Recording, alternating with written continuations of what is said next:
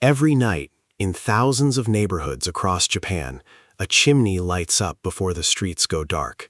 Steam rises above rooftops. Inside, water is heating in a boiler that has run every evening for decades.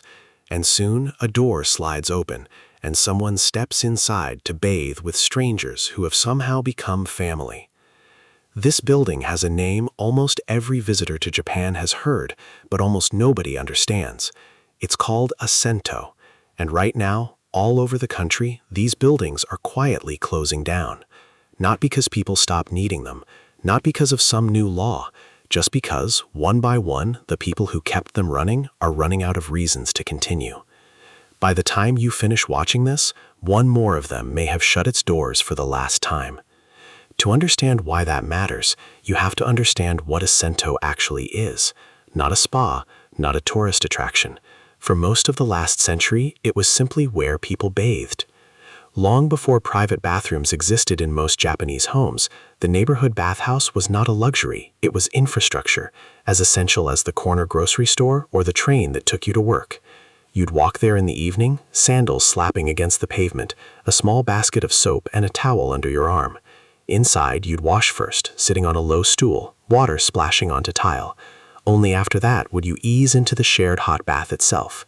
And on the wall above that bath, painted in bright blues and whites, there was almost always the same image: Mount Fuji rising over a painted sky, as if the entire outside world had been brought indoors just for you. Nobody fully agrees on why that mural became a tradition. But once it started, it spread to bathhouses everywhere, turning ordinary rooms into something that felt, just for a few minutes, like an escape. For decades, this was simply daily life. Millions of people, night after night, sharing the same ritual, the same steam, the same quiet conversations with neighbors they might never speak to anywhere else. And that's the part almost nobody talks about. The bathing was only ever half the story. Inside a sento, an elderly widower who lives alone might exchange a few words with the same 3 or 4 people every single evening. A teenager might overhear adults gossiping about the neighborhood. A shop owner might make plans with a customer he'd never see outside those walls. The sento wasn't just where people got clean. It was one of the last places left where an entire neighborhood, young and old, still gathered in the same room on ordinary terms almost every day. So why is that gathering place disappearing? The obvious answer seems simple enough. As Japan rebuilt after the war, homes slowly began to include their own private bathrooms. Convenience arrived room by room, house by house, and the outside world had one less reason to need a place like this. But that answer alone doesn't explain everything, because in many neighborhoods, people who now have a perfectly good bathtub at home still choose to walk to the sento instead. The real pressure isn't only about convenience, it's about survival on the side nobody sees behind the counter. Heating enough water for an entire building every single day costs far more than it used to. Fuel prices climb, maintenance on aging boilers and pipes grows more expensive every year, and the people running these buildings are often the same people who opened them decades ago. Many of them are now in their 70s and 80s, waking before dawn to light the boiler, scrubbing tile floors late into the night, for a business that, in a good month, barely breaks even. And when it comes time to retire, there's often nobody standing behind them. Their children grew up watching this work up close: the early mornings, the physical strain, the thin profit margins, and most of them chose something else. So when an aging owner finally decides to stop, there is frequently no succession plan waiting. The building doesn't get sold to someone eager to continue the tradition. It simply closes.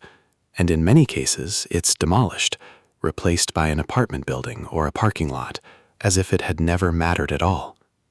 There's one particular loss hiding inside this larger one, and it's easy to miss if you're not looking for it.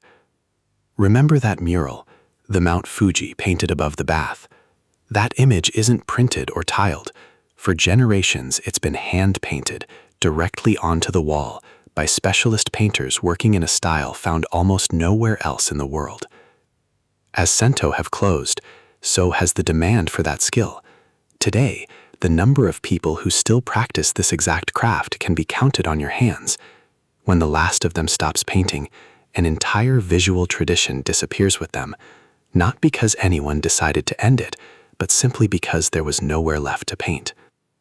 It's a small, quiet kind of extinction, the kind that doesn't make headlines, but it tells you everything about how this entire institution is fading, one detail at a time. And yet, walk into the right neighborhood on the right evening, and you'll find something surprising. A handful of sento are not just surviving, they're being reborn. In some cities, a new generation of owners, often the grandchildren of the people who first opened these buildings, are taking a very different approach. Instead of treating the sento as an outdated necessity, they're treating it as something worth rediscovering. They renovate the space, add modern lighting, sometimes a small cafe out front, or evening events that bring in an audience who would never have set foot inside a traditional bathhouse a decade earlier. Young residents who grew up with private bathrooms, who have never once needed a public bath out of necessity, are showing up anyway. Not because they have to, because they want the thing the sento always offered, that private bathrooms never could. A place to slow down, in the company of other people, without a phone in your hand.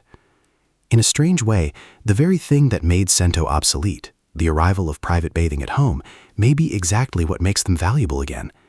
When bathing stopped being a necessity, it became something closer to a choice. And for a small, growing number of people, that choice is starting to matter again.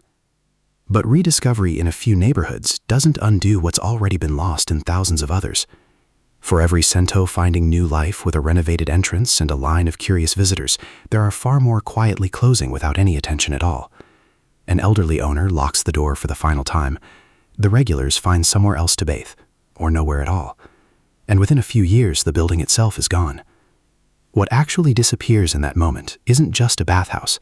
It's one of the last remaining places where an entire neighborhood still gathered, without an appointment, without an agenda, simply because it was evening and the boiler was lit. Cities can rebuild almost anything. New apartments, new shops, new train lines. But that specific kind of ordinary, everyday togetherness is much harder to recreate once the building that housed it is gone. Maybe that's the real reason this story is worth telling. Not because a sento is beautiful, although it often is. Not because the mural on the wall is remarkable, although it is disappearing along with everything else. But because somewhere, tonight, in a quiet residential street you've probably never heard of, someone is lighting a boiler for what might be one of the last times. And when that fire goes out for good, it won't just be the water that goes cold. It will be one more small, ordinary place where a neighborhood used to come together, gone for good. And the next time you see a photograph of a Japanese bathhouse, that painted Mount Fuji glowing behind steam and warm water, you might see something more than a beautiful image. You might see exactly what's quietly slipping away, one closed door at a time.